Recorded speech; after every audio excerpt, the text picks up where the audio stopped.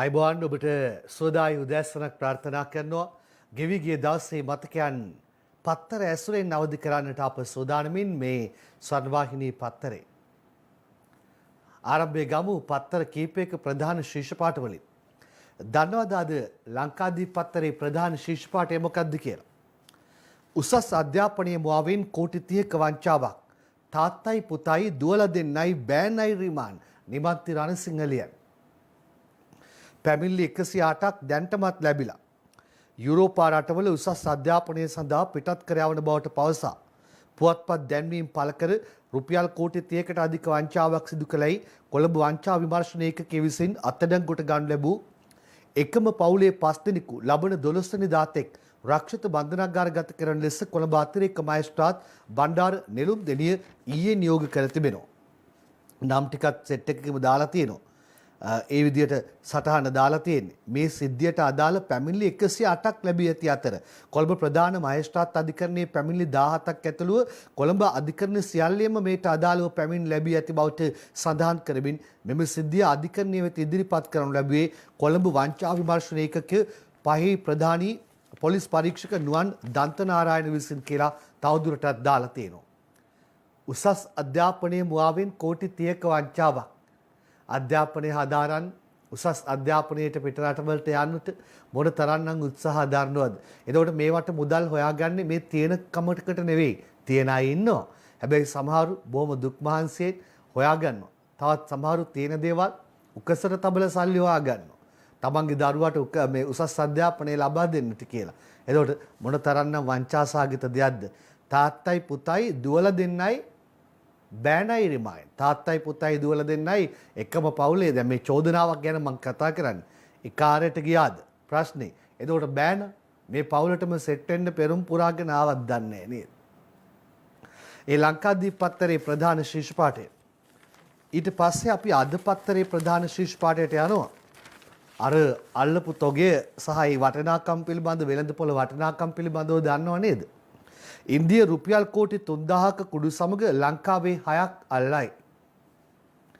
Heroin kilogram 300ක්, AK-47 ගිනිඅවි 5ක්, millimetre 9 උණ්ඩ 1000ක් බෝට්ටුවේ තිබී සොයා ගැනී.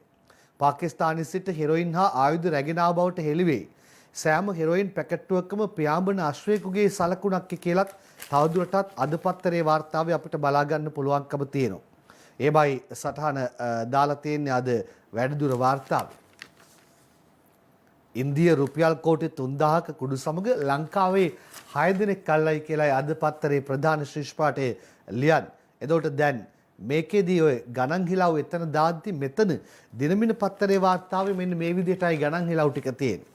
රවිහංශ යාත්‍රාවේ කෝටි 8100ක කුඩු ගෙනල්ලා මහින්ද අලුත් ගෙදර ලියන්නේ. පතරොම් 1000ක් සමග ගිනිඅවි 5කුත් ළඟ තිබිලා. කේරළයේ මෝදු තීරයකදී ඉන්දිය ආරක්ෂක අංශ මගින් අත්අඩංගුවට ගන්න ලැබූ ශ්‍රී ලාංකික ධීවර යාත්‍රාවේ තිබී සොයා ගන්නා ලද හෙරොයින් තොගේ වටිනාකම ඉන්දීය රුපියල් කෝටි 3000ක් බව එරට බලධාරීන් අවධාරණය කර තිබෙනවා. එතකොට අද පත්තරේ ඉන්දීය රුපියල් කෝටි 3000ක් කියලා ඒක දාද්දි ඒක අපේ රටේ මුදලට පරිවර්තනය කළා දිනමින පත්තරේ දානවා ශ්‍රී ලංකා මුදලින් වෙළඳපොළ වටිනාකම කෝටි 8100ක් කියලා. දැන් මේවා එක දිගට අල්ලන එක ගැන අපේ ප්‍රණාමය. අල්ලන්න ඉන්දියාව හෝ ලංකාව හෝ කොහෙන් හරි අල්ලන්නයි ඕනි. මෙහෙට එන්න ගියොත් ගැටලු සාගත තත්ත්වයක් ඇති වෙනවා. ඒ වගේම හොර රහසේ මේ ජාවාරමුන් තවදුරටත් මේවායේ නිරත වෙනවද කියලා දැඩිව අවධානයෙන් ඉන්න.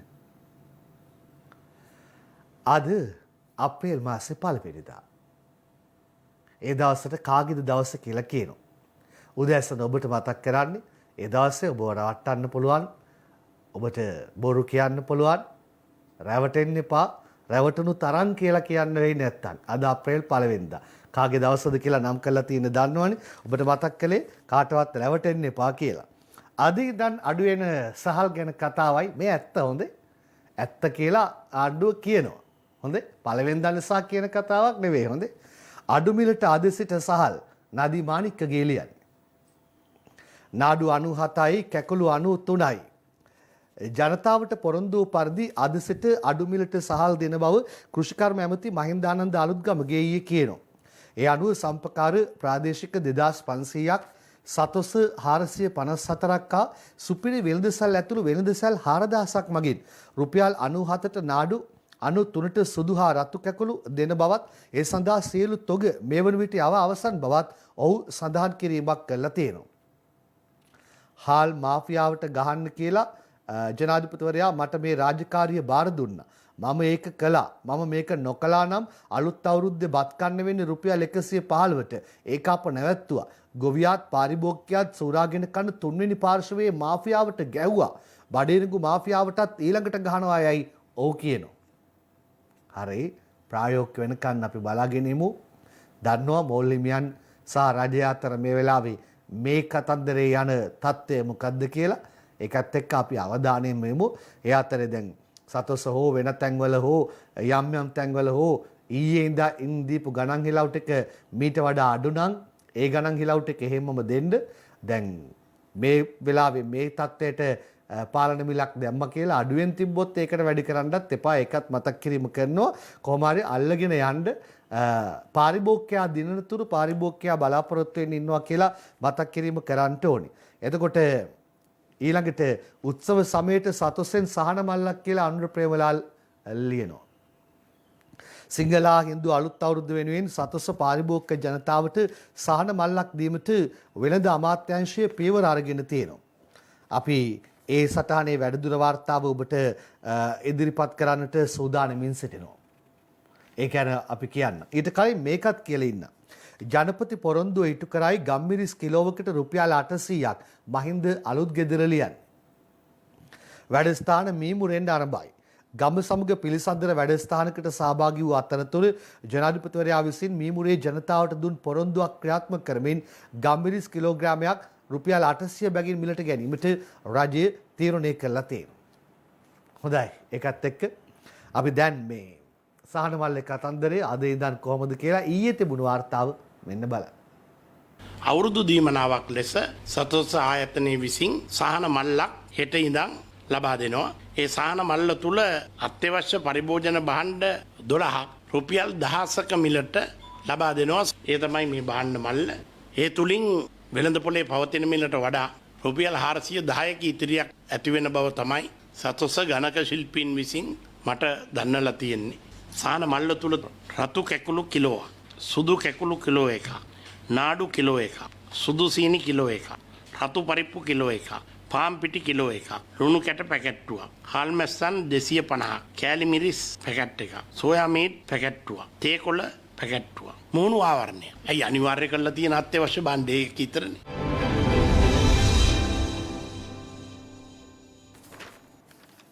ගණන් කියලා ටික එහෙමයි කියන්නේ. ඕක අද අප්‍රේල් 1 වෙනිදා අද නෙවෙයි කිව්වේ. හොඳේ. ඒකින්ද මේක අද කිව්වනම් මේ 1 වෙනිදා කිව්වද කියලා හිතෙන්න පුළුවන්. අපි බලන් යමු ප්‍රායෝගික වෙනකන් පාරිභෝගික ජනතාව දිනනතුරු අපි බලාගෙන ඉමු කියලා ඔබට මතක් කිරීම කරනවා. ඒ අතරේ භාණ්ඩ මිලදී ගැනීමේදී ගැටලුවක් නම් 19.77ට දැනුම් දෙන්න කියලා ඉන්දික ඒවා විතරණ ලියනවා. භාණ්ඩ මිලදී ගැනීමේදී යම් ගැටලුවක් ඇති වුවොත් ඒ පිළිබඳ 19.77 දුරකථන අංකය ඔස්සේ පැය 24 පුරාම දැනුම් දීම සිදු කළ හැකි බව පාරිභෝගික කටයුතු පිළිබඳ අධිකාරිය සඳහන් කරනවා. කාර්යාල වේලාවන් තුල ලැබෙන දුරකථන ඇමතුම් වලට නිලධාරීන් සම්බන්ධ වන බවත් අනිකුත් වේලාවන් තුල ලැබෙන ඇමතුම් පටිගත වන අතර ඉන්පසුව අදාළ කටයුතු සිදු කරන බවත් එම අධිකාරිය පෙන්වා දීමක් සිදු කළා තියෙනවා. හරිද? උත්සව සමය නිමිති කරගෙන රට පුරා විශේෂ වැටලීම් ආරම්භ කර තිබෙන බවත් උත්සව සමය මූලික කරගනිමින් සිදු කරන වැටලීම් මේ මාසයේ පුරාම සිදු කරන බවත් පාරිභෝගික කටයුතු පිළිබඳ අධිකාරිය සඳහන් කිරීමක් කළා තියෙනවා. ඔබට මතක් කරන්නේ දැන් උත්සව සමය ආරම්භ වෙනවා අප්‍රේල් 1 වෙනිදා බක් මාසය. එතකොට අවුරුද්දේ මාසය අසිරිය දැන් අද ඉඳන් දැනෙන්න පටන් ගන්නවා. ඒකත් එක්ක භාණ්ඩ මිලදී ගැනීමේදී ගැටලුවක් නම් 19.77ට දැනුම් දෙන්න ඔබ අමතක කරන්නට එපා. විපක්ෂය මොනවද කියන්නේ? විපක්ෂයෙන් නම් චෝදනා එල්ල වෙනවා ආණ්ඩු පාර්ශවයට. එතකොට ගයන්ත කරුණාතිලක කියු කතාවක් මම මේ උපුටා ගන්න හදන්නේ. අලුත් අවුරුද්දටවත් ජනතාවට සහනයක් දෙන්න ආණ්ඩුව බලවත් ව්‍යාපාරිකයන් කීප දෙනෙකුගේ අල්ලේ නැට වෙනවා කියලා යහු කියන්නේ නිමල කොඩිතුවක් කුලිය. සිංහලා හින්දු අලුත් අවුරුදු දවසේවත් සාමාන්‍ය ජනතාව ගැන සිතා ජීවන වියදම අඩු කර ඔවුන්ට සහනයක් දීමට කටයුතු කරන්නයි ආණ්ඩුවෙන් ඉල්ලා සිටින බව ගාල්ල දිස්ත්‍රික් පාර්ලිමේන්තු මන්ත්‍රී ගාන්ත කරුණාතිලක කොළඹදී සඳහන් කිරීමක් කරනවා. සෞභාග්‍යවත් රටක් ගොඩනැගීමට පත්කරගත් වත්මන් රජය යටතේ ජනතාවට අලුත් අවුරුද්ද සැමරීම තබා වේලක් කර වේලක්වත් කුසගින්න නිවා ගැනීම අපහසු වී ඇතැයිද ගාන්ත කරුණාතිලක මාධ්‍ය හමුවකදී සඳහන් කරනවා.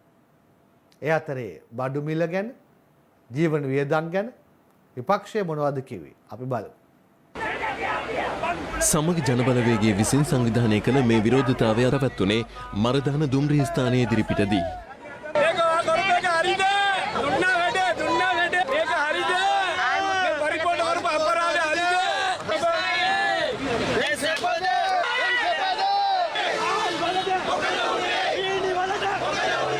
සිංහල දමල අලුත් අවුරුද්දේ ජනතාවට කොකිස් නෑ, පණියාරම් නෑ, වඩේ නෑ, කැවුම් නෑ, මොනවත් නෑ. අප්‍රේල් පළවෙනිදා කියන්නේ ටොම්පචයාගේ දිනය.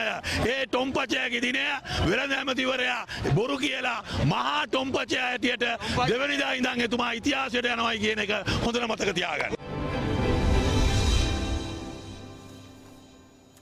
විපක්ෂයේ පාරට බෑපු එක තමන් බලයේ ඉන්න වකවානුව තුළදී ජනතාවගේ ජීවන වියදම සහ භාණ්ඩ මිල ගණන් හමුවේ මේ විදිහට තමන්ගේම නායකයන්ට බල කරලා එළියට බහැලා කටයුතු කරා නම් අද ඕගොල්ලෝ තාම බලේ.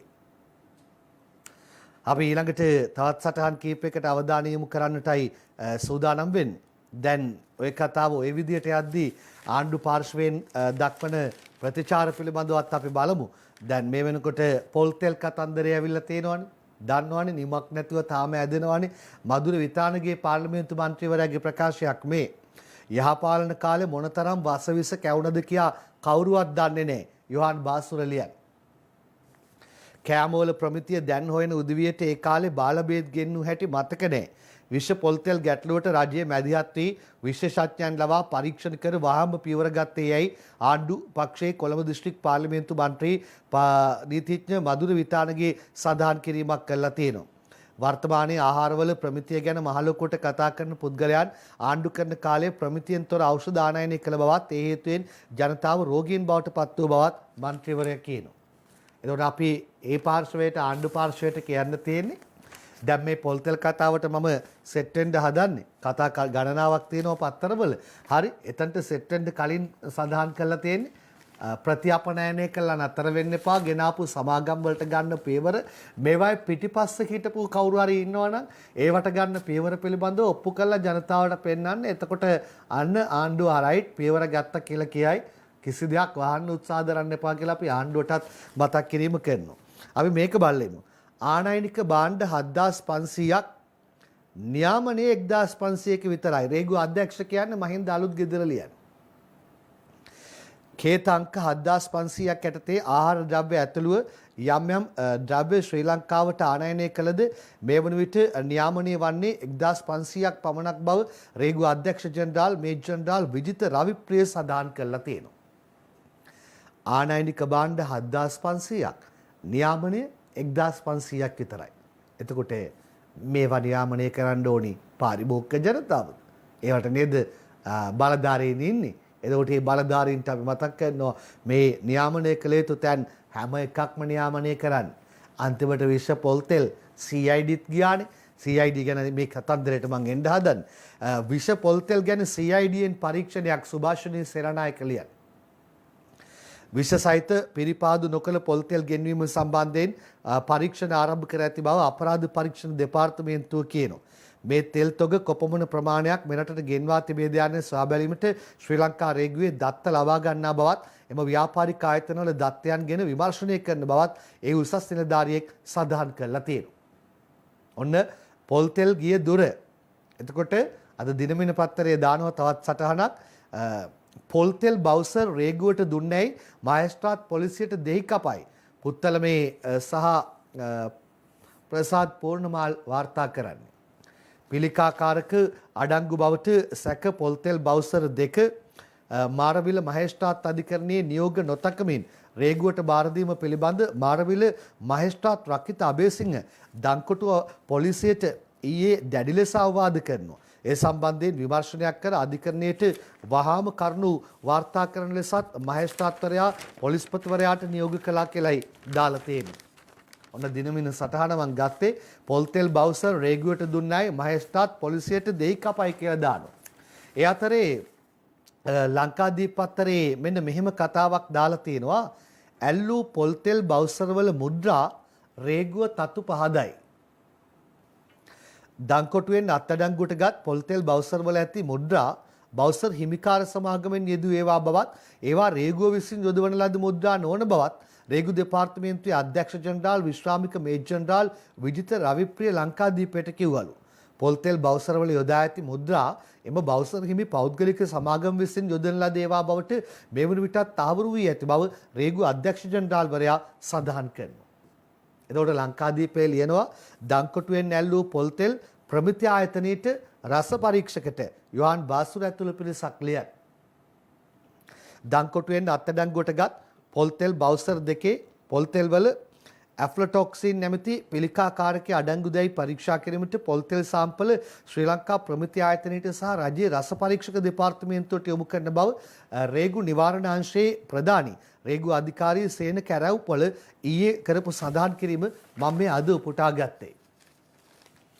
දංකොටුවෙන් ඇල්ලූ පොල්තෙල් ප්‍රමිති ආයතනයට රස පරීක්ෂකට කියලායි පත්තරේ සටහන දාලා තියෙන්නේ. උත්සව සමයේ තියෙන කමකට නෙවෙයි කොහොම හරි උත්සව සමයත් එක්ක ඔට්ටු වෙන්න උත්සාහ දරන පාරිභෝගිකයන්ට පොල්තෙල් එක්ක මට්ටු වෙන තත්ත්වයටපත් වෙන තත්ත්වයට ගියාම මේගොල්ලෝ කියනවා රට ඇතුළට ඇවිල්ලා නැහැ කියලා. එතකොට ඒ අතරින් දංකොටුවෙන් අල්ලනවා, ඒක ප්‍රමිති ආයතනයට යවනවා, රස පරීක්ෂකට යවනවා. අරවා මෙවුවා කාරණා ගණනාවක් නෑ. මං අහන්නේ මේ මාතෘකාවක් එන්න ඕනි කතන්දරයක්ද නේ? එතකොට මේ වගේ ඒවා ගෙන්නපු සමාගම් වලට සහ ඒවායේ පිටිපස්ස හිටපු බලධාරීන්ට දැඩිව ක්‍රියාත්මක කළා නීතිය පෙන්නුවොත් ආය මේවා සිදුවීම වළක්වා ගන්න පුළුවන්කම තියෙනවා. කොහොම හරි රේගුව රට ළඟටම ඇවිල්ලා තියෙනවනේ නේ. දැන් මේවා රස පරීක්ෂක බලලා ප්‍රමිති ආයතනයට යවලා ඒවායේ තියෙන්නේ මොකද්ද කියලා ඉස්සරහට බලමු. අත්අඩංගුවටපත් පොල්තෙල් බවුසර් දෙක වෙළඳ පොළට නිකුත් කළ ඒවා නොවේ. ශ්‍රී ලංකා රේගුව කියනවා නිදර්ශනී වික්‍රමසිංහ ලියන්නේ. බවුසර් වලට රේගු මුද්‍රා තැබූ බව අසත්‍යයක්. බවුසර් වල තිබුණේ අදාළ සමාගම් විසින් තැබූ මුද්‍රායි. ඔවුන්ගේ කතාව මා අද පත්තරෙනුත් අද උපුටා ගන්නේ ඒ විදිහටයි. එතකොට අද ඊළඟ සටහනට මම දිව ඉන්න පත්තරයට යනවා. දිව ඉන්න පත්තරයේ තියෙනවා අග්‍රාමාත්‍යරයා කරපු ප්‍රකාශයක්. පොල්තෙල් ජාවාරමේ අලගිය තැන් මුලගිය තැන් සොයනවා. නෝමන් පලියවඩන ලියන්නේ. පිළිකා රෝගකාරක අඩංගු පොල්තෙල් ජාවාරම්කරුවන්ට මෙම ජාවාරම කරගෙන යාම සඳහා සහාය දුන් පුද්ගලයන් සියලු දෙනාගේම තොරතුරු අනාවරණය කර ගැනීමට අදාළ පරීක්ෂණ කණ්ඩායම් දැන්ටමත් ක්‍රියා කරන බව අගමැති මහින්ද රාජපක්ෂ දිවයිනට සඳහන් කරලා තියෙනවා. ඔව් අගමැතිතුමනි මම හිතන්නේ ඒ කාරණාව ගැන විශේෂයෙන් යමක් කියන්න ඕනේ අගමැතිතුමනි. මෙන්න මේ දේ තමයි පාරිභෝගික ජනතාව බලාගෙන ඉන්නේ. මෙතන කියවෙන්නේ මේ ප්‍රතිඅපනයනය කරනවා කියලා. ප්‍රතිඅපනයනය කළා අපිට නිකන් ඉන්නට බෑ. මේ කිව්වා වගේම මේකට සහාය දුන් පුද්ගලයන් සියලු දෙනාගේම තොරතුරු අනාවරණය කරගෙන රට හමුවේ තබමින් ඊට පසුව නීතිය ක්‍රියාත්මක කරන දැඩි ලෙස නීතිය ක්‍රියාත්මක කරන තුරුයි පාරිභෝගික ජනතාව බලාගෙන ඉන්නේ. මේ කියලා තියෙන්නේ ඒ කතාව. එතකොට පාරම්පරික පොල්තෙල් නිෂ්පාදකයන්ගෙන් රතු එලියක් කියලා කුෂාන් සුබසිංහ චමින්ද සිල්වා එක්ක දිවයින පත්තරයට ලියන. පොල්තෙල් නිෂ්පාදනයට යොදා ගන්නා අමුද්‍රව්‍ය රාජ්‍ය මාර්ගයෙන් එම කර්මාන්තකරුවාට ලබා දෙන තෙක් පොල්තෙල් නිෂ්පාදනයෙන් ඉවත් වීමට සමස්ත ලංකා පාරම්පරික පොල්තෙල් නිෂ්පාදකයන්ගේ සංගමයේ තීරණයක් අරගෙන තියෙනවා. පොල්තෙල් නිෂ්පාදනයේ සදා යොදා ගන්නා කුරුට්ට සහිත කැබලි කරන ලද වියලි පොල්මද නැවත බෞද්ධාතික සමාගම් වලින් මිලදී නොගැනීමටත් ඔවුන් තීරණය කරලා තියෙනවා කියලායි සඳහන් කරන්නේ. ඔන්න පාරම්පරික පොල්තෙල් නිෂ්පාදකයන්ගෙන් රතු එලියක් කියලාත් කියනවා. ඊයේ පොල්තෙල් ගැන කතාව ලයිව් ඇට් 8 වාර්තා කරපු විදියයි මේ.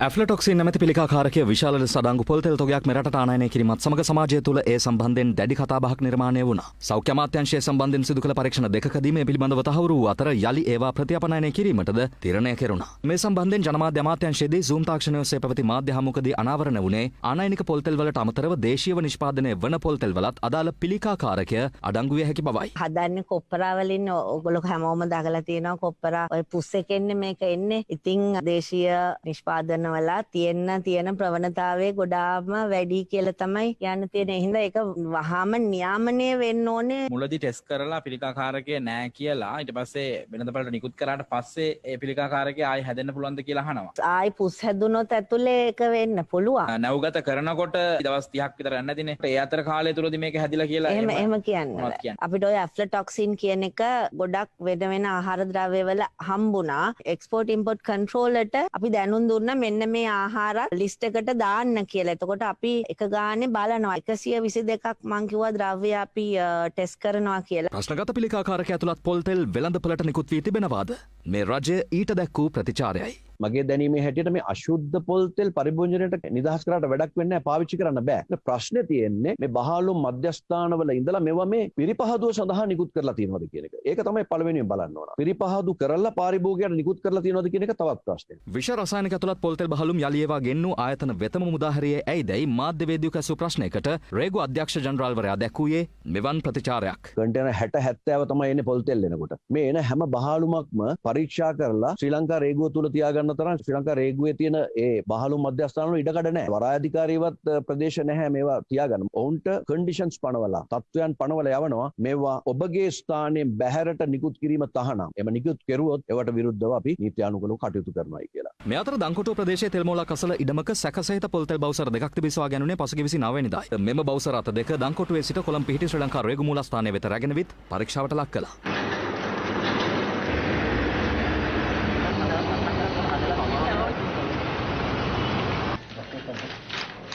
පොලිස් භාරයට පත්වන විටත් අදාළ බවුසර රථ රේගුව මගින් මුද්‍රා තබා තිබූ බවටයි මුලින් ප්‍රකාශ වී තිබුණේ. නමුත් අද පැවති මාධ්‍ය හමුවකට එක්වෙමින් රේගුව අධ්‍යක්ෂ ජනරාල්වරයා සඳහන් කළේ එම මුද්‍රා බවුසර රථ හිමි ආයතන විසින් තබා ඇති ඒවා බවයි. ඒ බවුසර් වල මුද්‍රා තබලා තියෙන්නේ පෞද්ගලික සමාගමකට අයිති මුද්‍රා. ශ්‍රී ලංකා රේගුව විසින් තබන ලද මුද්‍රා ඊට වඩා හාත්පසින්ම වෙනස්. සමාගම් තුනට අදාළ තියෙන නමක තියෙන මුද්‍රාද එතන තියෙන්නේ. ඔව් ඔව්. ඒ බවුසර් වල සඳහන් කරලා තියෙන එක මේ හංගන්න දෙයක් නෑ. මේ එකක් අලි බ්‍රදර්ස් අනික එදිරිසිංහ එඩිබල් ඔයිල්. ඒ කියන්නේ දැනට බවුසර් දෙක අයිති සමාගම. ඊට අමතරව කටාන රිෆයිනරිස්. කෙසේ වෙතත් දංකොටුවේදී පොලිස් භාරයටගත් පොල් තෙල් බවුසර දෙක අධිකරණ නියෝග නොතකමින් රේගුවට රැගෙන යාම සම්බන්ධයෙන් විමර්ශනයක් සිදු කරන ලෙස මාරවිල මහේස්ත්‍රාත් අධිකරණයෙන් පොලිස්පතිවරයාට නියෝග කර තිබෙනවා. කතාව දිගෑරෙන විදියේ ඒකම අද දිවයින පත්තරේ දානවා රටින් එන කන්ටේනර් රේගුවේදීම චෙක් කරන්න අලුත්ම අංගනයක් කියලා සමන් ගමගේලියන්. මේ රටට ආනයනය කරනු ලබන විවිධ බහලුම් රේගුව අධීක්ෂණ යටතේ එකම ස්ථානයක තබා අදාළ පරීක්ෂණ නිමවීමෙන් පසු මුදාහැරීමට හැකිවන පරිදි රේගුව අංගනයක් ඉදිකිරීම සඳහා කෙරවලපිටිය ප්‍රදේශයේ අක්කර 20ක භූමියක් ලබා ගැනීමට රේගුව දෙපාර්තමේන්තුව පියවර අරගෙන තියෙනවා. මේ සඳහා කැබිනට් අනුමැතිය ලැබුණු වහාම ඉදිරි මාසය ඇතුළත ඒ ඉදිකිරීම් කටයුතු ආරම්භ කිරීමට බලාපොරොත්තු වන බව රේගුව අධ්‍යක්ෂ ජනරාල් මේජර් ජනරාල් විජිත රවිප්‍රිය සඳහන් කිරීමක් කළා තියෙනවා. ඔන්න රටින් එන කන්ටේනර් රේගුවේදීම චෙක් කරන්න අලුත් මංගනයක් කියලා කතාවක් යන්නේ. මේ හැම එකක් ගැනම මේ විදිහට පියවර ගැනීම ගොඩක් අවශ්‍ය වෙනවා. ඒ අතරේ අරයා අපිව බාල්දු කරමින් යන යවිල්ල ආචාර්යතුමනේ ඔබතුමාට පේනවද විපක්ෂයේ ඉඳද්දී ගොඩක් පෙනුණා ආණ්ඩු පාර්ශවයේදී පේනවද ඩොලරයේ රුපියල් 202 පණි ශ්‍යාම්නුවන් ගණේවත්තයි වාර්තා කරන්නේ. ලංකා ඉතිහාසයේ ප්‍රථම වතාවට ඇමරිකානු ඩොලරයක අගය ඊයේ රුපියල් 202 ඉක්මවා ගියා. මේ අනුව ශ්‍රී ලංකා මහ බැංකුව ඊයේ නිකුත් කළ නවතම විනිමය අනුපාත අගයන් අනුව ඇමරිකානු ඩොලරයක විකුණුම් අගය රුපියල් 202යි ශත 4ක් දක්වා ඉහළ ගොස් තිබුණා කියලා කියන්නේ. ඔන්න ගාන විපක්ෂයේ ඉඳද්දි මේ ඩොලර වල අගය මේ විදිහට ඉහළ යනකොට රුපියල පට්ට බාල්දු වෙනකොට මාර කතා කියන්නේ නේද? ඒ අයගෙනුත් අපි අහනවා දැන් මේකට කියන්නත් හේතු තියෙනවද කියලා. ඊළඟට මේ අපි යමු එන්නත් ගැන කතාවට. අර ටිකක් ආවනේ චීන එන්නත් ටික. ඒකේ ඡායාරූප අවස්ථාවක් අද පත්තරේ ප්‍රධාන පිටුවේ දාලා. චීන එන්නත් ලක්ෂ 6ක් ජනපති බාරගනී කටුනායක කපිල ලියන්. චීනයේ ප්‍රධානයක් ලෙස මෙරටට පරිත්‍යාග කරනු එරට නිෂ්පාදිත සිනෝෆාම් කොවිඩ් මර්ධන එන්නත් මාත්‍රා ලක්ෂ 6ක් ඊයේ කටුනායක ගුවන්තොටුපළෙන් ශ්‍රී ලංකාවට ගෙනෙනු ලැබුවා. එම එන්නත් ඔගිය චීන තානාපතිවරයා විසින් ජනාධිපතිවරයා වෙත නිල වශයෙන් පිළිගන්වනු ලැබුව අවස්ථාවයි ඔයගොල්ලෝ ෆොටෝ එකෙන් දකින්නේ. එතකොට අද මව්බිම් පත්තරේ දානවා චීන තානාපති කියූ කතාවක්. විශිෂ්ට ජයග්‍රාහී අනාගතයක් ශ්‍රී ලංකාව හිමිකර ගැනීම ස්ථිරයි. චීන තානාපති කියන්නේ ක්‍රිෂාන් පතිරත් වාර්තා කරලා තියෙනවා. ජනාධිපති ගෝඨාභය රාජපක්ෂගේ නායකත්වය යටතේ ශ්‍රී ලංකාව නිසැකවම අනාගතයේදී කොවිඩ් වසංගතයේ ජය ගනිමින් ආර්ථික හා සමාජ පුනරුත්ථාපනය හා සංවර්ධනය වැළඳ ගනිමින් විශිෂ්ට ජයග්‍රාහී අනාගතයක් හිමි කරගනු ඇතැයි විශ්වාස කරන බව මෙරට චීන තානාපතිවරයා සඳහන් කිරීමක් කරනවා. හොඳයි එන්න තාපු තැනට එන්නතේ ඊළඟ කතාවලට අපි දැන් ගිහින් එමු.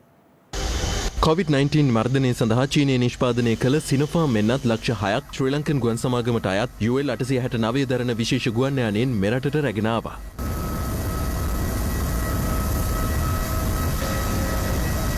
එන්නත් ඔගේ බහර ගැනීම සඳහා ජනාධිපති ගෝඨාභය රාජපක්ෂ මහතාද කටුනායක ගුවන්තොටුපළට පැමිණි අතර චීන තානාපති ෂී ෂෙන්හෝන් මහතා විසින් එන්නත් ඔගේ නිල වශයෙන් ජනාධිපතිවරයා වෙත බහර දුන්නා. මෙම එන්නත් ඔගේ චීන රජයේ ප්‍රධානයක් ලෙස ලැබුණේ ජනාධිපති ගෝඨාභය රාජපක්ෂ මහතා විසින් චීන ජනාධිපති ෂී ජින්පිං මහතාගෙන් කළ ඉල්ලීමකට අනුවයි. ගුවන් යානයේ විශේෂ ශීතාගාරයක් තුළ ගබඩා කර රැගෙන ආ එන්නත් ඔගය ශීතාගාර සහිත වාහන මගින් සෞඛ්‍ය අමාත්‍යාංශයේ මධ්‍යම එන්නත් ගබඩා සංකීර්ණය වෙත රැගෙන ආවා. එන්නත් ලක්ෂ 6 බහර දීමට අදාළ ලියකියවිලි සඳහා චීන තානාපති ෂී ෂෙන්හුවන් මහතා සහ රාජ්‍ය අමාත්‍ය චන්න ජයසුමන මහතා අත්සන් තැබුවා. China and Sri Lanka are good neighbors.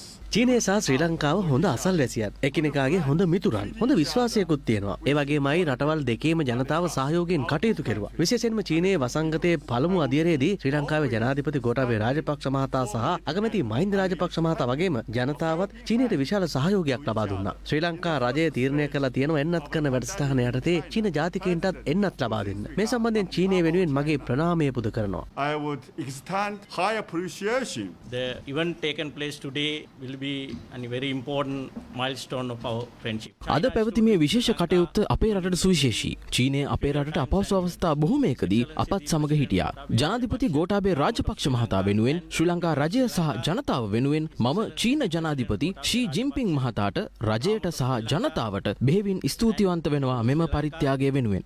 I would like to express our gratitude towards His Excellency the Chinese President Xi Jinping. මෙරටට ගෙන්වන ලද මෙම එන්නත් ඔගේ ලබන සඳුදා සිට මෙරට සිටින චීන ජාතිකින් සඳහා ලබා දීමට නියමිතයි. ඉන් අනතුරුව අපේ රටේ තියෙන විශේෂඥ කමිටු වලින් ඒ දෙන නිර්දේශ මත ඒ එන්නත අපේ රටේ ජනතාවට පාවිච්චි කිරීම පිළිබඳව අපි තීරණ ගන්නවා. ඒ අතරේ රුසියානු එන්නත් ලබා ගැනීමට ගිවිසුම් ගත වීම ගැන ආදපත්තරයේ නිදර්ශනී වික්‍රමසිංහ මෙහෙම සටහන දාලා තියෙනවා. ස්පුට්නික් 5V කොවිඩ් මර්ධන එන්නත් මාත්‍රා ලක්ෂ 70ක් මිලදී ගැනීමට රාජ්‍ය ඖෂධ නීතිගත සංස්ථාව සහ රුසියානු ආයතනය අතර ඊයේ ගිවිසුම් අත්සන් කරපුවත ආදපත්තරේ වාර්තා කරන්නේ මේ විදිහටයි. හොඳයි අපි ඊළඟ සටහන් වලට අවධානය යොමු කරන්න සූදානම් වෙනවා. දැන් අපි අවුරුද්දකට කලින් අතීතයේ මතක් වෙනවා අප්‍රේල් 21 වෙනිදා. එදා පාස්කු ඉරිදා. එතකොට ඒ අමිහිරි මතකයක් අපිට තියෙන. ඒ අමිහිරි මතකයේ පිළිබඳව කතන්දරයේදී අපි ඉස්සරහට යනකොට අපිට තියෙනවා මතක් කරගන්නට කාරණා කීපයක්ම. ඒකත් එක්ක මේ අද පත්තරේ දාන සටහනට අවධානය යොමු කරන්නට සූදානම් වෙන්නේ. දේවස්ථාන හා තෝරාගත් හෝටල් වලට විශේෂ ආරක්ෂාවක් කියලා ඉන්දික හේවා විතරණ ලියනවා. අද සිට දේවස්ථාන හා තෝරාගත් හෝටල් මූලික කරගනිමින් ත්‍රිවිධ හමුදාව පොලිසිය එක්ව විශේෂ ආරක්ෂිත වැඩපිළිවෙලක් ක්‍රියාත්මක කරන බව හමුදා මාධ්‍ය අධ්‍යක්ෂ බ්‍රිගේඩියර් නිලන්ත ප්‍රේමරත්න කියනවා. යුද හමුදාපති ජෙනරාල් ශවේන්ද්‍ර සිල්වාගේ උපදෙස් මත ආරක්ෂක සේනා ආඥාපතිවරුන් විසින් අදාළ ප්‍රදේශවල පොලිස් සමග ඒකාබද්ධ වී මේ විශේෂිත ආරක්ෂක කතන්දරයට මුල පුරනවා. මීට වසර දෙකකට කලින් 2019 අප්‍රේල් 21 වෙනිදා කතා මතක් කරන්න ගන්නවා. මේ වන විට මහා සිකුරාදා පාස්කු ඉරිදා කතන්දරේ මේ වසරේ එන අවස්ථාවන් එක්කම දේවස්ථාන හා තෝරාගත් හෝටල් වලට විශේෂ ආරක්ෂාවක් කියලා අද පත්තරේ දාලා තියෙනවා. ඒ අතරේ අද පත්තරේම තවත් සටහනක් දානවා. පාස්කු ප්‍රහාර සමයේ කඩු 6000ක් ගෙන්වා බෙදා හැරීම ගැන විශේෂ විමර්ශනයක් කියලා බුද්ධිමාල් රුබේරු ලියන්නේ. මරාගෙන මැරෙන මුස්ලිම් අන්තවාදීන් පිරිසක් විසින් පාස්කු ඉරිදින ත්‍රස්ත ප්‍රහාර එල්ල කළ කාලවකවානුවේදී කඩු 6000ක් පමණ මෙරටට ආනයනය කර බෙදා හරින ලදයි පැවසෙන සිද්ධිය පිළිබඳ සහකාර පොලිස් අධිකාරීවරයෙක්ගෙන් යුත් කණ්ඩායමක් යොදවා විශේෂ විමර්ශන සිදු කරන බව පොලිස්පතිවරයා ලිඛිතව දැනුම් දී ඇතැයි නීතිපතිවරයා ඊයේ අභියාචනාධිකරණයට දැනුම් දීම සිදු කරලා තියෙනවා. ඒ කතාව ආපු වෙලාවේ මේ කතාවත් අපි මොහොතකට බලමු. පාස්කු ඉරිදා ප්‍රහාරකයන්ට ඉදිරි දෙමාසයේදී ස්ථිරවම නඩු අධිකරණ ඇමති අලි සබ්රි කියන්නේ සුජිත් තේවාජුලිගේ ලියන.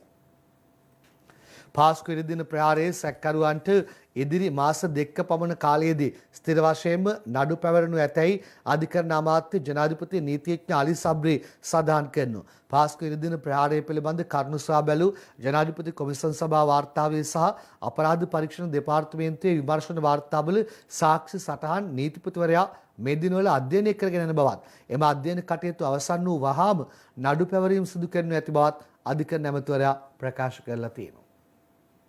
මේ කාලවකවානුවේදී අපිට අප්‍රේල් 21 වෙනිදා අමහිරි මතකයේ අලුත් වෙන විට සැබෑ ලෙසම නීතිය ක්‍රියාත්මක කරන්න ඕන තැන් වැරදිකරුවන් හොයාගන්න ඕන තැන් හොයාගෙන යාම ගැන අපි ඒක තවදුරටත් දෙගුණ තෙගුණ කරලා ඉස්සරහට යමු. විරාමයක් කරන්න.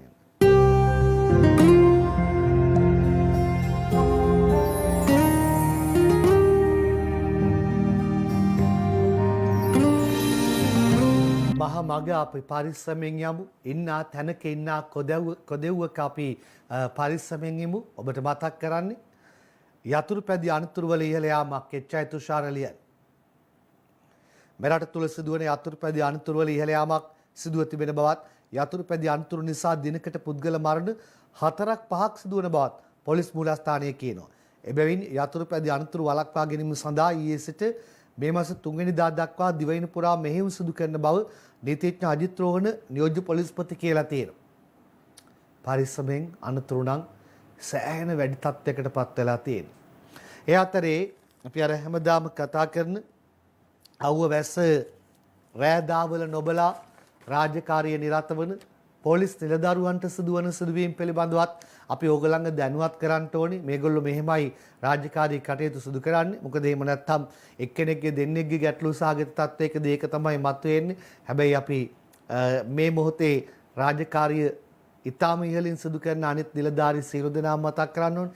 සමස්ත ආරක්ෂක අංශවලම හරි පොලිසිය පැත්තට එන්නේ මාස 15ට පොලිස් නිලධාරීන් 46 දෙනෙක් රියානතුරු වලින් මරුට කියලා ඇමති සරත් වීරසේකර කියනවා සුජිත් තේවාජුලිගේ ලියනවා.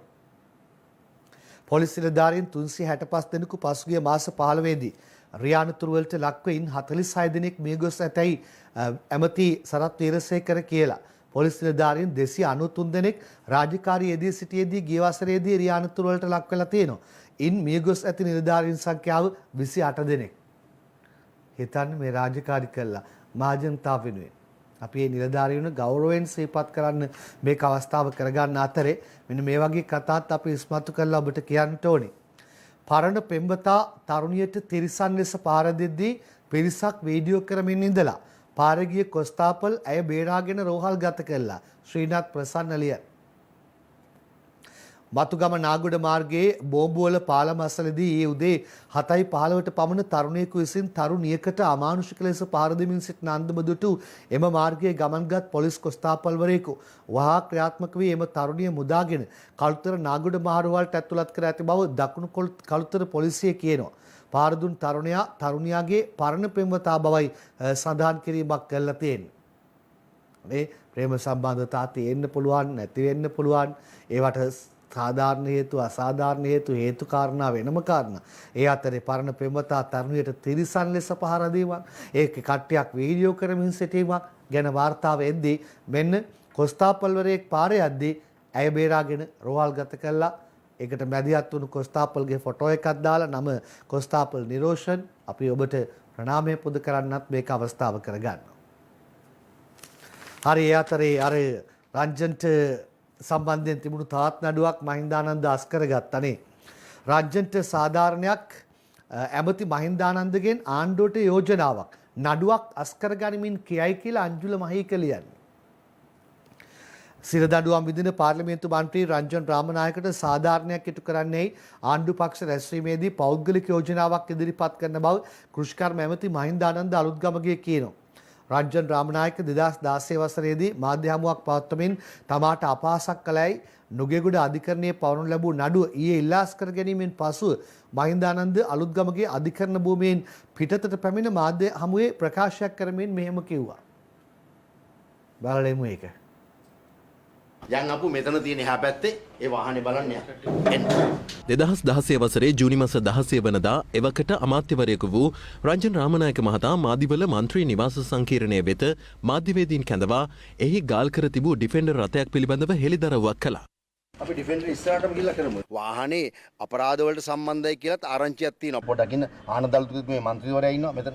මේක මම දන්න වාහනයක්. ජනාධිපති මැතිවරණයේදී පහර දීම් කකුල් කැඩලා ඒ වගේම ගෙවල් ගිනි තියන්න මේ වාහනේ උපයෝගී කරගත්ත වාහනයක්. මේකේ කෙරෝල ඉන්නේ මහින්දානන්ද අලුත්ගමගේ මහත්තයා. මෙම ප්‍රකාශය වැරදි බව පැවසූ අමාත්‍ය මහින්දානන්ද අලුත්ගමගේ මහතා පියවර ගත්තේ රංජන් රාමනායක මහතාට එරෙහිව රුපියල් මිලියන 500ක වන්දයක් ඉල්ලා නඩු පැවරීමටයි. එම නඩුව සඳහා රංජන් රාමනායක මහතා අද දිනේ අධිකරණය හමුවට මෙලෙස රැගෙන ආවා. කෙසේ වෙතත් අමාත්‍ය මහින්දානන්ද අලුත්ගමගේ මහතා තීරණය කර තිබුණේ නඩුව ඉල්ලාස් කර ගැනීමටයි.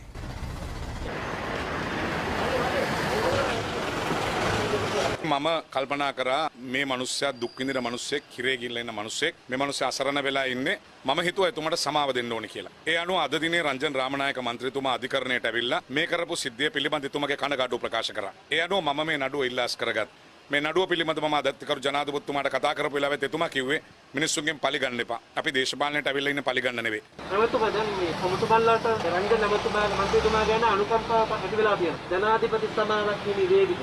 බලන්න රංජන් රාමනායක මන්ත්‍රීතුමාට ශ්‍රේෂ්ඨාධිකරණ ගත්ත තීන්දුව. සාක්ෂිකරුවන් 103 දෙනෙක් ඉඳද්දි 3 දෙනෙක්ගෙන් සාක්ෂි අවසන් කරා එතුමා වෙනුවෙන් පෙනී හිටපු ජනාධිපති නීතිච්ච සුහන්දිරන් මහත්තයා. එතුමාගේ මේ සාක්ෂි ටික අරගෙන ගියා නම් 103 ගත්තා නම් සමහරට රංජන් මන්ත්‍රීතුමාට නිදහස් වෙන්න තිබ්බා. යුක්තිය සාධාරණය කරලා. මොකද සුහන්දිරන්ට ඕන උනේ රංජන් රාමනායක මන්ත්‍රීතුමාව හිරේයවලා ජිනීවා මානව හිමිකම් කමිටුවේ රංජන් මන්ත්‍රීතුමාව ගෙනියන්න. එතුමා බැලුවේ නැහැ රංජන් මන්ත්‍රීතුමා නිදහස් කරගන්න. සුහන්දිරන්ලගේ ඕමනාවට ජාත්‍යන්තරයට විරුද්ධව ගොනු කරන්න මේ මිනිස්සුව හිරේ දැම්මා. අද මේ මිනිස්සයා ගැන පසුතැවිලි වෙනවා. ඉතින් ඒ නිසා ඇත්තෙන්ම පාර්ලිමේන්තු මන්ත්‍රීවරයෙක් හැටියට රංජන් ගැන මම කනගාටුයි. මම මේ පිළිබඳව ආණ්ඩු පක්ෂයේ මම යෝජනාවක් කරන්න හදනවා පෞද්ගලිකව මේ මනුස්සයාට යම් සාධාරණයක් වෙන්න ඕනේ කියලා මම හිතනවා. ඒ මහින්දානන්ද අලුත්ගමගේගේ කතාව ඒ අතරේ අද බෞබිම දානවා නලින් බණ්ඩාර අද CIDට කැඳවයි කීර්ති මෙන්ඩිස් ලියන්. බෞබිම පත්තරේ ඒට අදාළ සටහන තියෙන රාජ්‍ය බුද්ධ සේවයේ ප්‍රධානී මේජර් ජනරාල් සුරේෂ් සලේ විසින් අපරාධ පරීක්ෂණ දෙපාර්තමේන්තුවට කරන ලද පැමිණිල්ලකට අනුව අද දින රහස් පොලිසියේ පෙනී සිටින ලෙස සමගි ජනබලවේග පාර්ලිමේන්තු මන්ත්‍රී නලින් බණ්ඩාරට දැනුම් දීමක් කර තිබෙනවා. ඒ අනුව අද ඔහු රහස් පොලිසිය හමුවේ පෙනී සිටීමට නියමිතයි කියලයි පත්තර වාර්තාවේ දාලා තියෙන්නේ. එම කතාවක් ඇතර තියෙන්නේ. ඒ අතරේ අද දිවයින පත්තරේ දානවා ඊයේ මංගල කියපු කතාව. මට බැනලා වැඩක් නැහැ ජිනීවා පැරදුනේ ආණ්ඩුවේ වරදින් චමින්ද සිල්වා ලියන.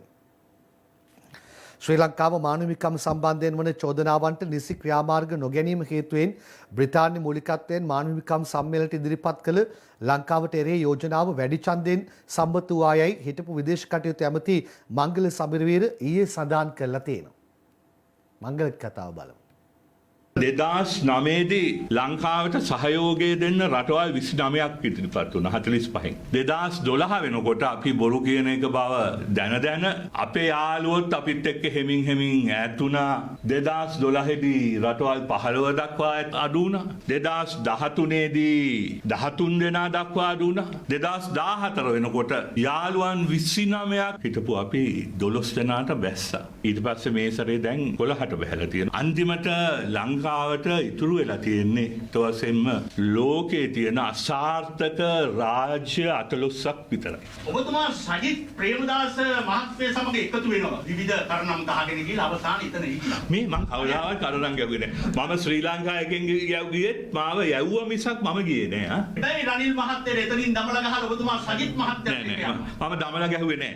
දැන් ඔබතුමා සජිත් මහත්තයාට වම් පාදයෙන් ගහලා චම්පික රණවක මහත්තර දකුණු පාදයෙන් ප්‍රහාරයක් එල්ල කළා.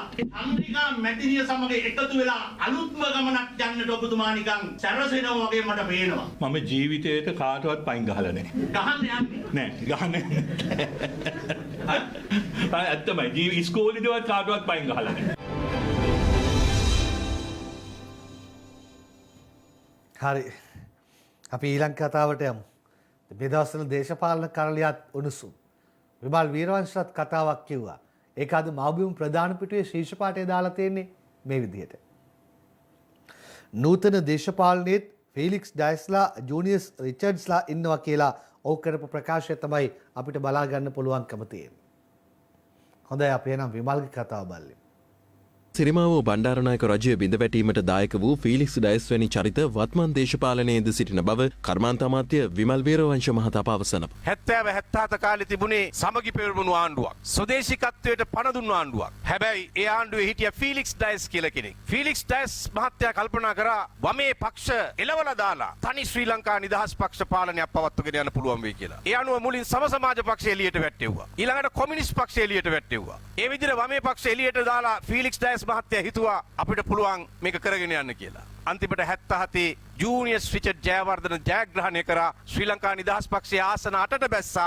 එතෙක් තිබිච්ච මේඩ් ඉන් ශ්‍රී ලංකා ගමන වෙනුවට බල්ලෝ මරලා හරි සල්ලි හොයලා පිටරටින් දේවල් ගෙනල්ලා කාලා බීලා ජීවත් වෙමු කියන කෙටි චූන් ගමන ආරම්භ වුණා. ඒ ගමන ආරම්භ වෙන්න හේතුවක් වුණා ෆීලික්ස් ඩයස්ගේ උද්දච්ච මනස. ඒ නිසා ජූනියස් රිචඩ් පරිච්ඡේදයට පාර කැපුවේ වෙන කවුරුවත් නෙවෙයි ෆීලික්ස් ඩයස්. නූතන දේශපාලනයේ ජූනියස් රිචඩ් ජයවර්ධනලත් ඇති ෆීලික්ස් ඩයස්ලත් ඇති ඒගොල්ලෝ හරියට හඳුනගෙන ඔළුව කල්පනා කරලා ගමන ගියොත් තමයි මේඩ් ඉන් ශ්‍රී ලංකා ජයග්‍රාහී අනාගතයක් කරා ගෙන යන්න පුළුවන් වෙන්නේ. විමල් වීරවංශ කරපු ප්‍රකාශයේ දේශපාලන කරලියත් උණුසුම් වෙනවා. ආණ්ඩු පාර්ශවයේ යම් යම් කතන්දර නැවත නැවත මතුවෙනවා වගේ පේන්න ගන්නවා. පරිසරයට අපි යමු.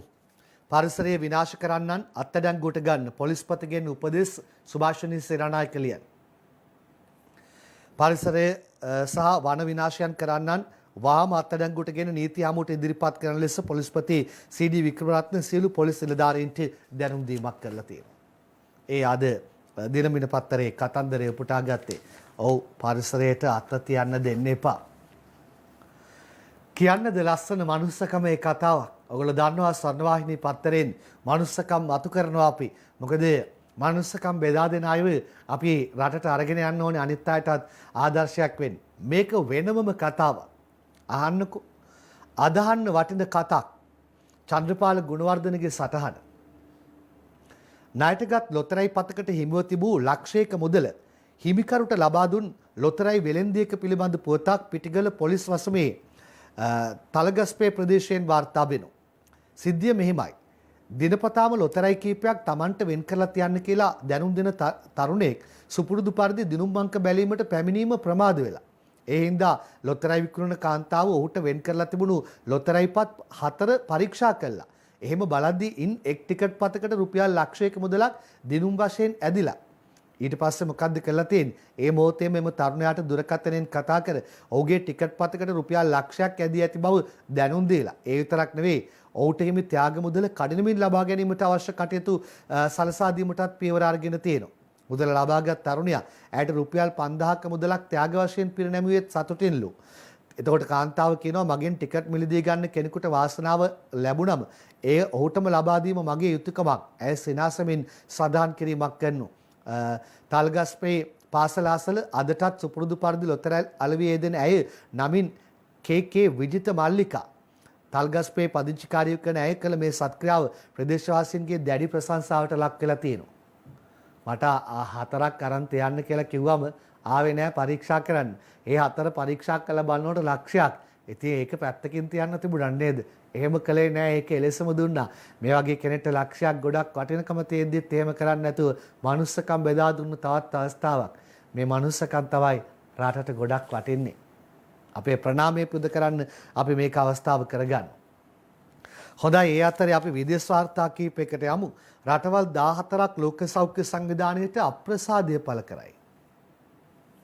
COVID-19 ඉවත් නව කොරෝනා වෛරස් වසංගතයේ සුළමුල සම්බන්ධයෙන් ලෝක සෞඛ්‍ය සංවිධානය කරන පැහැදිලි කිරීම පිළිගත නොහැකි බවත් වෛරසයේ ආරම්භය සහ ව්‍යාප්තිය සම්බන්ධයෙන් අපක්ෂපාතී සාධාරණ විමර්ශනයක් අවශ්‍ය බවත් පෙන්වා දෙමින් රටවල් 14ක් ලෝක සෞඛ්‍ය සංවිධානයට අප්‍රසාදය පළ කළා තියෙනවා කියලායි කියන්නේ.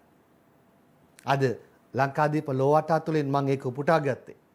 ඒ අතරේ ඇස්ට්‍රාසෙනිකාට තවත් රටක් වැටබැඳලා තියෙනවා. ජර්මනියත් ඇස්ට්‍රාසෙනිකාට වැටබඳි විදේශ වාර්තාවක්. ජර්මනියේ බර්ලින් නගරනුවර ආට අයත්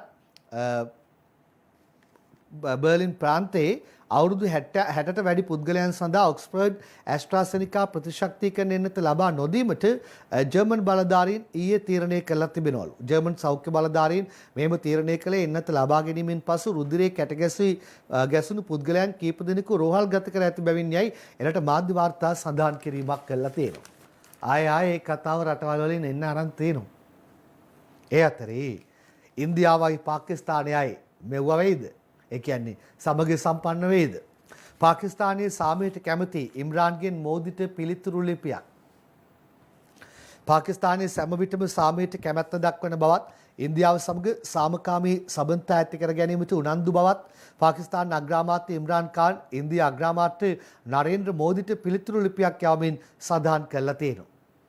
කලින් නෙවුවනේ ලියුමක් ඒකට පිළිතුරු ලියුමක් යවලා තියෙන්නේ. දැන් මෝදි ඒක බලයි ගමෙන් ලියුමක් ඇවිල්ලා සමවෙන්න පාකිස්තානයෙන් ලියුමක් ඇවිල්ලා කියලා. කොහොමද මේ විරසකයක් තියෙනවා දේශීමා අර්බුද මූලික කරගනිමින් රටවල් දෙක කාලාන්තරයක් තිස්සේ ඒකට වැටබැඳීද? ඒ කියන්නේ දේශීමාවේ නෙමෙයි මේ විරෝධතාවය නතර වේද? එහෙම වුණොත් හොඳයි නේද? අසල්වැසි රාජ්‍යයන් දෙකක සාමකාමී වාතාවරණයකට එනවට. බටහිර ඉන්දිය කොදෙව් කණ්ඩායම සමග ශ්‍රී ලංකා කණ්ඩායමේ දෙවන ටෙස්ට් තරගය පත්තරේ මුද්‍රණය වන අවස්ථාවේ තත්ත්වය මෙහෙමයි පත්තරේ ශීර්ෂ පාඨයකට දාලා තියෙන්නේ. ශ්‍රී ලංකා කණ්ඩායමේ බටහිර ඉන්දිය කොදෙව් සංචාරය ශ්‍රී ලංකාව අසීරුවෙන් ලකුණු සොයායයි කියලා වාර්තාව දාලා තියෙනවා. ඊට පස්සේ ආදාලියම කාලේ වෙනකම්ම තරගය යනවනේ. තරගයේ ලකුණු තත්ත්වයේ ඔබ දන්නවා පළමුවෙනිම ක්‍රීඩා කළ බටහිර ඉන්දිය කොදෙව් කණ්ඩායම ලකුණු 354යි සිළු දෙනා දෙවි. ඊයේ තුන්වන දිනයට තරග නතර කරන විට පළමුවෙනිම ක්‍රීඩා කරමින් සිටින ශ්‍රී ලංකා කණ්ඩායම කඩලු 8ට ලකුණු 250යි. තවත් ලකුණු 104ක් අප පිටුපසින් පළමුවෙනිමේ කඩලු 2ක් අතැතිව ඔබට කියන්නට පැතුම් නිශ්ශංක ශ්‍රී ලංකාව වර්තමානයේ හොයාගත් දක්ෂ පිතිකරුවා. ඔහු පළවෙනි තරගයේ ශතකයක් වාර්තා කළා. මේ වන විට නොදැවී ක්‍රීඩා කරනවා. ලකුණු 49ක් ලබා ගැනීමෙන් ඔහුගේ කඩුල්ල රකිමින් සිටීම කොයිතරම්නම් වටිනවද ලංකාවේ ක්‍රිකට් අනාගතයට. තවත් අර්ධ ශතකයක් දෙවෙනි මැච් එකෙත් ඔහු ඒ පෙනෙන මානයේ සිටින්නේ. ඒ අතරේ දවගොල්ලෝ අහලා තියෙන සුපුරුදු වචනයක්නේ ඩක්වර්ත් ලුයිස් කියන්නේ ක්‍රිකට් ක්‍රීඩාවත් එක්ක දන්න අය වැස්සම ඇති වෙන තත්ත්වය නේද? එතකොට තමයි මෙයා එළියට බහින්නේ. දන්නවද වෙලා තියෙන වැඩක්? ඩක්වර්ත් ලුයිස්ටත් වරදී කියලා සුරේෂ් දේශාන් ලියන. නවසීලන්තය සහ බංග්ලාදේශය අතර පෙරේදා පැවති දෙවැනි 2020 තරගයේදී ඩක්වර්ත් ලුයිස් ක්‍රමය යොදා ගැනීමේදී එහි හඹා යා යුතු ලකුණු ප්‍රමාණය අවස්ථා කිහිපයකදීම වැරදි අයුරින් යොදා ඇති බව දැක්ගන්න උනලු. මේදී තරගයේ ජය ගැනීම සඳහා Taman හඹා යා යුතු ලකුණු සංඛ්‍යාව නිවැරදිව නොදැන ක්‍රීඩා කිරීමට සංචාරක බංග්ලාදේශ කණ්ඩායමට සිදු වෙලා. නවසීලන්තයේ පැවති තරගයට වර්ෂාවෙන් බාධා එල්ලවීම හේතුවෙන් ඩක්වර්ත් ලුයිස් න්‍යායට අනුව බංග්ලාදේශයට තරගයේ ජය ගැනීම සඳහා අවශ්‍ය ලකුණු සංඛ්‍යාව වැරදියට ගණනය කිරීම මෙම ගැටලුවට හේතු වී තිබුණා කියලායි දාන්නේ. එහෙනම් ඉතින් එයාටත් වරදිනෝ ඩක්වර්ත් ලුයිස්ටත් වරදි. විරාමයකින් අනතුරුව කාටුන් පෙළේදී හමු වෙමු.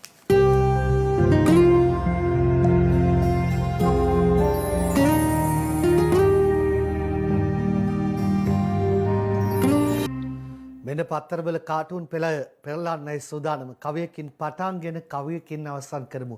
තිලකගේ තුන්මන්සල කවිය දැන්. සමහර දෙනෙක් අද වාහන පදවන්නෝ පවතින නීති තුට්ටුවකට නොතකන්නෝ මහමග ගමන් යන්නන් යටකර යන්නෝ වසවත් මරුගේ මේ අය නෑදෑයන් වන්නෝ. පරිස්සමෙන් යන්න හොඳේ. ලංකාදීපේ දාසාපවාලානගේ ස්වාරිස් මෙන් දේවානි වගේ ඉන්නේ. දේවානි වගේ ඉන්න එක්කෙනා ස්වාරිස්ට කියනවා ලංස ඇමතුමා විතරක් නෙවෙයි රණවීර ඇමතුමත් මං එක්ක ඇප්පුණා කියලා. ස්වාරිස් කියනවා හොඳ වෙලාවට මිරිස් කුඩු නොතිබුණේ කියලා. හොඳ වෙලාවටලු මිරිස් කුඩු තිබ්බේ නැත්තේ. කවියකුත් දීලා ඒකට තලන්ගේ අනේද කියන්නේ කවිය. දේවානියේ දෙන දෙස්පල්ලන්ට ගුටි S2 ඔබේ හැම දෙයකම වැඩිය වටි. යන්නේ බලාගෙන ඒ අය සමග ගැටි. දැක්කද මිරිස් කුඩු පප්පා රවණ හැටි. S2 ඔක්කොටම වඩා වටේ මිරිස් කුඩු වලින් පරිස්සම් වෙන්න කියලාද කියන්නේ. ලංකාදීපේ තලංගම ජයසිංහගේ පලාමල්ල දැන් රාජදාස් ඇවිල්ලා පවිත්‍ර වගේ එක්කෙනෙක්ට කියනවා චීන එන්නත් ලෝක සෞඛ්‍ය සංවිධානයෙන් අනුමත කරලා නැතිලු මැඩම්. ඒතකොට එයා කියනවා ඉතින් මොකෝ ධම්මික පැණියත් අනුමත කළේ මමනේ. හැබැයිටම කෝ ඒක ලංකාදීපේ දාසගේ කාටුන් එක දැන් විමල් දූලා ගිහින් කාටද බලන්න ෆීලික්ස් කියන නම පරණ කතන්දරේ එල්ලන්න හදන්නේ. දැන් ටිකට කලින් ඔයගොල්ලෝ ඇහුවා ඒ කතාව. කාගේ ඇඟේද මේ ෆීලික්ස් බෝඩ් එක එල්ලන්න හදන්නේ? මම මේ MD වීරරත්නගේ කාටුන් එක. ශ්‍රී ලංකා නිදහස් පක්ෂ බෝඩ් ලෑල්ල ළඟට වෙලා මෛත්‍රීපාල කියනවා ශ්‍රී ලංකා නිදහස් පක්ෂයට දැන් ලොකු ඉල්ලුමක් තියෙනවා කියලා. අර පරණ බඩු එකතු කරන් යන වාහනේ ඉඳන් මහින්ද අහනවා බේසමක් දෙන්නද? ශ්‍රී ලංකා නිදහස් පක්ෂයටද මෛත්‍රීපාලටද දන්නේ නැහැ උමාරු කරගන්න හදන්නේ බේසම. ඊළඟට අද දිවයිනේ චමොද් පද්මශ්‍රීගේ ශ්‍රී සමයන් ශ්‍රී ලංකා නිදහස් පක්ෂ යෝධයා නැගිටලා දේශයට ආදරය කරන පක්ෂය හඳුනාගත යුතුයි කියලා මෛත්‍රී මහත්තයා කියනවා බං. අපේ කතාව කිව්වේ ආප්ප කාලයම නෙවෙයිද? මොනවද දන්නේ කලින් දවසේ රෑ කෑවේ. දිනමිනේ ගිනි කසේ කවියහන් නීතිය සමග අල්ලන්නට බෑ ජල්ලි. ඒ ගෞරවයේ කෙලෙසයි සමහර කල්ලි. නීතිය රකින්න අය ඒ යවමින් පිල්ලි. බඩ පිරෙනවද අමුවෙන් කෑවම සල්ලි. ඔන්න අහලා තියෙන ප්‍රශ්නයක් කවියකින්. අද ජනරාණි කාටුන් එකට දැන් යමු. දේශපාලක රාණිට කියනවා අවුරුද්දට තෙල් නැතිව කැවුම් කන්න පුරුදු වෙලා කියලා. රාණි කියනවා සෑර්ලත් පුරුදු වෙන්න වෙයි. ඒ මොකටද? ඇයි හිස නැතුව හිස තෙල් ගන්න? පුරවැසියන්ට කියනවා නම් තෙල් නැතුව කැවුම් කන්න කියලා. ඒගොල්ලෝ සූදානම් වෙන්න වෙයිලු හිස නැතුව හිස තෙල් ගන්න. රාණි කියන්නේ. දිනමිනේ අංජන ඉන්ද්‍රජිත්ගේ කියලා වැඩක් නැහැ. සජිත් වගේ කෙනෙක් ඇවිල්ලා පුරවැසියට කියනවා වෙනද ඇමති ජනතාවට විහිළු සපයන්නෙක් වෙලා කියලා. පුරවැසියා කියනවා බය වුණා නේද? ඔබතුමාවත් පරද්දයි කියලා. විහිළු සැපීමෙන් කවුරු දිනයිද? ලංකාදීපේ පංකජ රුවින්දගේ සරදම්.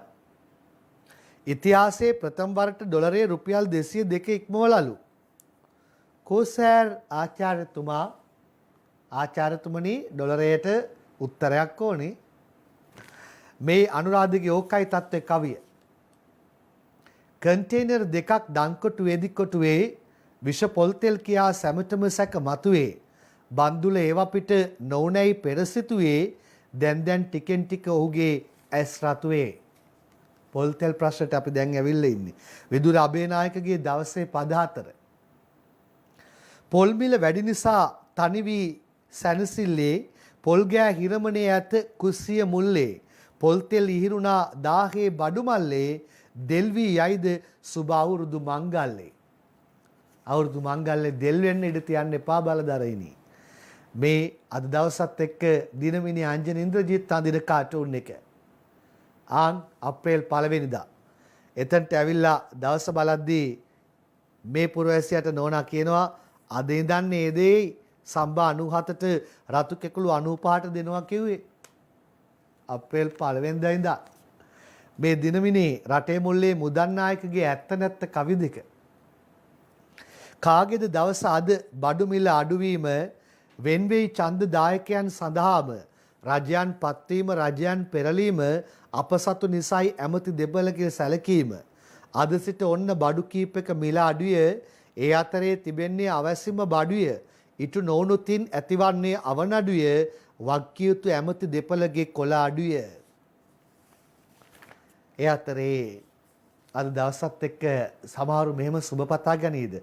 ඩොක්ටෝක් ප්‍රියන්ති පෙරේරාගේ දේශපාලකෙක් වගේ කෙනෙක් ඇවිල්ලා කියනවා happy birthday to you කියලා. එතකොට පොරෑසියා කියනවා same to you කියලා. මේක බලන්න අද පත්තරේ අවන්ත ආටිකලගේ කාටූන් එක. අර කවුද මේ මැජික් එකක් වගේ එළියට ඇවිල්ලා රුපියල් 1000 දික් කරනවා වතුකම් කරුවන්ට. කෝයේ 1000. එතකොට අර පැත්තේ දේශපාලකයා මුදලාලි පැලන්තියට අත දාගෙන ඉඳලා අප්‍රේල් 1 වෙනිදා කියලා තමයි අර කොලේ අල්ලගෙන ඉන්නේ. ඔක්කොම අප්‍රේල් 1 වෙනිදා කතන්දරද. අන්තිමට පුරවැසියට වෙන්නේ දවස් 365ම මොන දවස් කරගන්නද කියලා දිල්රුගේ ශ්‍රීපද කවියෙන් බලන්න. රැවටමින් මුලා වී අන්ධ වූ ලෙස දෙයස් සිටිති මිනිසුන් බැලූ විට ගණනින් දහස් බොරු සමග වෙසෙනතුරු ඇත්ත කරමින් නුගස් අද නෙවෙයි හැමදාම මෝඩයාගේ දවස්. මෙහෙම ඉන්නකන් හැමදාම මෝඩයාගේ දවස්ලු. හැබැයි රැවටෙන්න එපා, රවට්ටන්න ඉඩ දෙන්නත් එපා. අපි හමුවෙමු ලෝක සතියේදී.